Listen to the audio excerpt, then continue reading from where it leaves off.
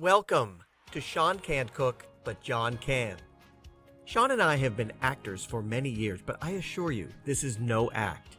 He really can't cook. I'm going to teach Sean, and you at home, how to feel more comfortable in the kitchen, preparing tasty recipes that even the most novice of cooks can create. I will show you step by step how to construct each dish so that when your friends come over, they'll ask, "How'd you learn how to make that?" If you already know how to cook, I hope you'll find a few recipes to add to your repertoire. Let's see what's on today's menu.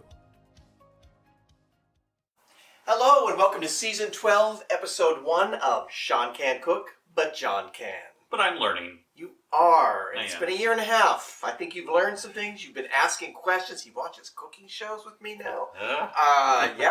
You've asked questions. You've done things. It's kind of scary and amazing. I see when people do things, and I'm like, why do they do that? It's questions for me, exactly. Today, actually, let's start with this whole season. Oh, yeah. Because of you, your little brain, your big brain, it's not little. Sure. You suggested, why don't you use a season of machines? Because I have a lot of machines, and you're like, you have a lot of machines in here. So, first up is this Italian, it's clipped, Pizzelle maker. And one of my legs is broken in the back, so it little wobbles, but it works. So I haven't gotten a new one because it still works really good. This is ancient. I've had this forever. So it still works. It makes two at a time. Did you throw it at somebody or something? No. I don't know. It just sort of, one day I was like, oh no, but it wobbles, but it still works. So we'll show you how well it works later. We're making chocolate raspberry pizzelles. Pizzelles, by the way, are an Italian cookie. It's kind of like a waffle iron, but they're very thin, they're crispy. Anise, orange, lemon, vanilla. Those are the four flavors that I've had a lot of people have made. When I got mine, my sister-in-law gave me this years ago, decades ago. I was just a baby. Not really, but she gave me that, and I was like, oh my gosh, like nobody makes chocolate ones. So I've been making chocolate ones for years, and I thought, what can we do different for this show? So I made chocolate raspberry, and I don't know, we tested 3 or 4 versions. We've had so many chocolate pizzelles. We've had a couple months off from now, so it'll be a treat. We haven't had these for a while. I was turning into a chocolate pizzelle. Exactly. Quickly. There wasn't enough raspberry flavor, so we kept adding more raspberry flavor to it. Let's do this. Let's do this. This came up with. So we're going to start off. I've sifted this. This is 2 1/4 cups of all-purpose flour. This is 1/4 cup of cocoa that I've also sifted. You can blend those together. Okay. It's pretty easy as far as mixing them. So just blend that together. And this is 2 1/4 teaspoons. I sifted this also of baking powder. Normally I would just sift these all together, but for the show I sifted them separate so we know what they are. Again, I always emphasize this is baking powder, not baking soda. There is a difference. And in it goes. Baking, a quick little thing, baking soda, keep stirring. Okay. Baking soda is used when you have an acid like vinegar or lemon juice. You need to counteract that. That's kind of the basic, easy peasy. So this is no acid, so baking powder goes in there. And sugar. This is 1 cup of sugar. So we'll go ahead and mix that in. Now, could you reduce that if you wanted to, or is it good to have that cup? It's good to have the cup. It's good to have the cup. It's sweet. I like it sweet. So 1 cup of sugar. So you've got all of that together. This is 1 stick of butter that has been melted and cooled. Make sure it's cool so that you don't scramble the 3 large eggs. So we're going to pour some liquid in here. This is very easy to do. Again, it's just, you can start mixing that in. We're going to throw the eggs in with that. Do I break them up? Yep. Break them up to get them blended in there. And just keep stirring. Everything gets stirred together. In fact, we can add this. Oh, let me tell you. What is that? What this is. This is 1/3 cup of Chambord, which is a raspberry liqueur. Yum. Yes. A tablespoon of creme de cacao to give it a little more chocolatey flavor. And a tablespoon of vanilla extract. Pure vanilla extract. None of that imitation stuff. You don't want that. So in that goes. It looks a bit gloppy right now. Yeah, it does. But I'm going to let you get that mixed in. This is 2/3 of a cup of raspberry preserves. This has the seeds in it. You can buy seeded or seedless, whichever you prefer. It doesn't really matter. If you don't like the seeds, you can leave them out. If you don't mind the seeds, you can leave them in. You know, and we bought a nice brand of it, and I think it makes a difference. Yes, definitely. All your ingredients should be quality. That's why I always emphasize real vanilla. Imitation vanilla to me is just... It's gross. It's kind of nasty, yeah. It really is. So, while you're doing that, I'm going to let you finish getting that all mixed in together a little bit better. And you just want to make sure it's all mixed. And it's kind of a dough. It's not a batter. You're not pouring this in. You're actually going to spoon this in, but we'll get to that before you get too much. You don't want to develop too much. Gluten. Yay! He remembered. So in go the raspberry preserves. And this is what I really, when I started off, I was probably using half this amount. And it just... So pretty. It didn't have the raspberry punch that I was looking for. I mean, you want it to be chocolatey, of course, but the raspberry needs to be there as well. And looks like you're making a peanut butter jelly sandwich. I know, it does. So this needs to get preheated, and we'll talk a little bit about this. Oh, there we go, a little wobbly thing. I guess I should get a new one, or maybe someone will get me one for my birthday. So he's going to get that finished mixed together at some point.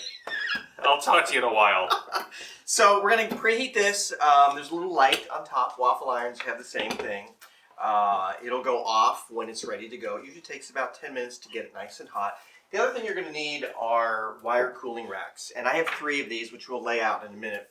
So what I like to do is, as I'm making them, I put like 6 on a thing, let them cool, 6 more. And then they cool very fast because they're very thin. And then you can start stacking them, and you'll have like one clean one. You put 6 on, and then you move them over. It's kind of a little assembly line you get going. So this makes a good, oh gosh, I don't even know, 5 dozen or so. That needs mixed in a little bit. I know, but we're gonna. Oh, okay. So we're gonna come back. I want to make sure we do this right. That's right. We'll come back and we'll show you how to cook these.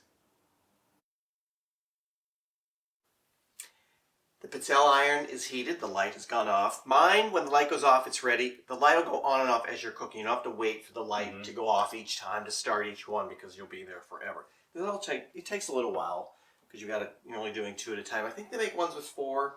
I don't know. Maybe I'll get that for a present. We propped up the legs so it's not wobbling so much. Really angling for that present. So what you want to do... Oh, by the way, this is sat for about 15 minutes. I like to let everything thicken up, hydrate, rest. You want to just take, that much. How much is that much? That's probably about a tablespoon measurement. Okay. So just a nice little ball of it. Table or tea? Table. You don't want to put too much in. Here it's sizzling. Close it, clamp it, and you wait for about 30 seconds. And don't laugh. I just thought of this. I forgot what I do. I have a watch with a second hand. Oh. And I time it. I time it for 30 seconds. It can go 30 to 40. It's a cute watch. Thank you. So I just let it go for about 30 seconds. So this sat for a little while this was heating up. 10 minutes is good. I just like to let it sit, rehydrate, thicken up. Again, as you can see, this is not, we'll just do this. Oh, wow. It's a dough. Yeah. Batter. It's kind of in between a dough and a batter. It's been about 30 seconds. Smells delicious, by the way. I know. I wish we had smell-o-vision for all of you to smell this. So you don't have to clip it, actually. I think it just works fine. So that one got a little done.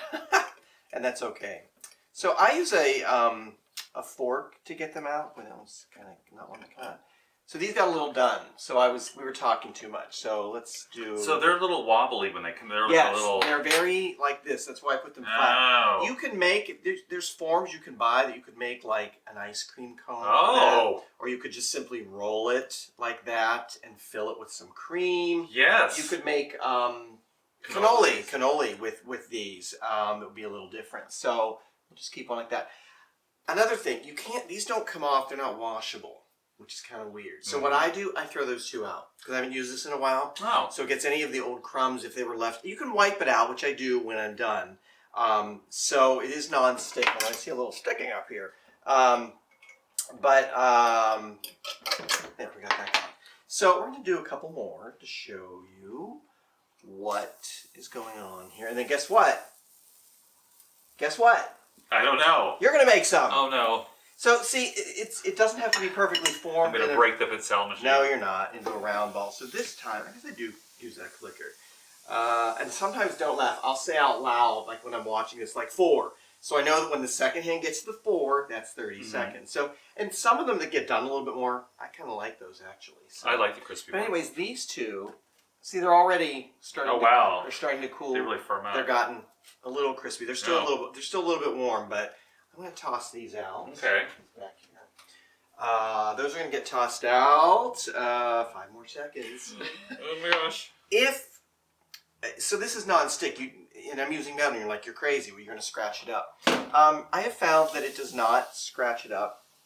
You also have to have some good, tough hands, too, because I flop it onto one. Oh boy, those do look better than the first two. So you just sort of to lift it up. And as you can see, this is so old, there's no scratch marks on there. So, oh boy. If you want to be safer with it, and this one little spot keeps sticking there. It's a non-stick. You can use, this is silicone. This is good up to like 450 degrees, I believe. We've talked about these before. You can use this instead. So I just take like that much? Yep, that looks perfect. Okay. Yep. And then go that? Yep. And again, it's not, don't worry about it, just let it go. Okay. Just let it go. Just plop it on there, let it go. How's that? Well, that's a bit much. Yeah, and sometimes they get bigger and they'll come outside of the press. That's good. Okay. Maybe not all of that. That's a little much. Oh, okay. Perfect. Just let it go, let it go, let it go. Okay. Close it. I will time you. Okay. And it cooks from both sides like a waffle iron, like a panini press. It's got heating elements. I'm going to blow this up. No, you're not. And see the steam coming up. It really does smell good in here. It smells amazing. amazing. See, even this one, as you talked about, see, it came out of the mold. Oh, you can see it this way, both sides. I like it. It came out a little bit, and that's okay. It's more to eat. It's more to eat. These are all, randomly shaped, and they've got the little patterns on each side, and there's different ones, I'm sure. They stack really cool, too. I forget where I was, so let's pull that out. Oh, dear. I forgot. Oh. And that happens sometimes, okay. too. So you can just grab them with your hands. You probably are terrified to do that, aren't you? I'd rather not. Okay. So, hands of steel. So make 2 more. Okay. And I want you to take out the next ones. And if you have to use a fork, that's okay. And once, he's just started. He's never done this before. Never rehearsed. I really haven't. We never rehearse anything. No. We just start. I film. He cooks. Did I tell them that we brace the wobbly leg? We put some paper under there so it doesn't wobble. I don't remember. I think I put a lot in there. So that's okay. They're going to be big and messy. 1. This is why I say this out loud. 1. Because I hear it and then I remember it, and it's like, oh. And sometimes as I'm making these, can I just eat the batter? Sure. No, there's raw eggs. Oh, don't eat that. But what was I saying? Oh, as I'm doing this, sometimes I forget. I'll start like wiping something down or cleaning up as I'm going. And I'm like, oh, I'm making cookies, So we did 1. So yes, it's not a 1. We got 5 more seconds. 4, 3. Okay. Okay.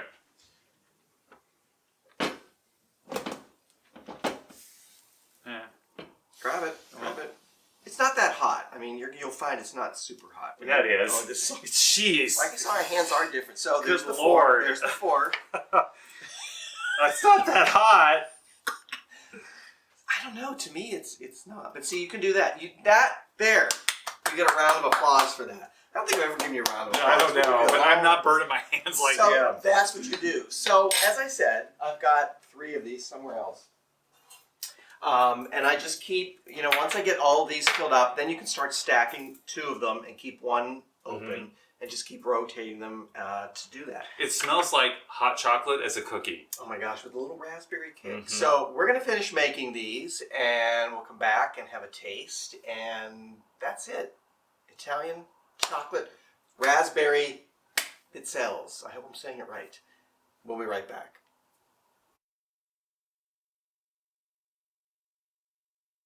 He doesn't know that I'm watching from behind him. Ooh, there they go in. Can't wait. Voila! 30 seconds, you have 2 Pizzelle cookies. Take them out, cool them, and then eat them. Smells like a bakery in here. There's only one thing left to do. I know. Eat! Let's eat. Chocolate Raspberry Pizzelles. Nice little crisp. Oh, so good. Oh, wow. Just as good as all those other batches were. Oh my God, absolutely. And I'm not going to talk with my mouth full. I do that all the time. Mm-hmm. Tomorrow, these are even better. I feel like the flavors just develop overnight, and they become even more raspberry flavored. Yeah, they're so good. You can taste the chocolate right off the bat. Mm-hmm. But the raspberry really mellows and just kicks in, and they're just delicious. They are delicious. Thank you so much for watching. You can please subscribe down below. We are on YouTube because you're watching YouTube. We're on Facebook Reels. We're on Instagram. We're now on TikTok. So find us and watch us. Subscribe. Tell your friends. We appreciate that. And make these chocolate raspberry pizzelles. They're so yummy. I'm counting out my half to get them all. Okay.